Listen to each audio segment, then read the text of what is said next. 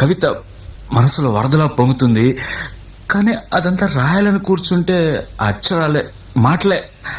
ఊహలన్నీ పాటలే కనుల తోటలో, అదే తొలి కలల కవితలే మాట మాటలో. అదే బ్రహ్మాండం. కవిత కవిత పాడు. కమ్మని ఈ ప్రేమ లేఖనే రాసింది హృదయమే, ప్రియతమా నీ వచట కుశలమా నే నిజట కుశలమే.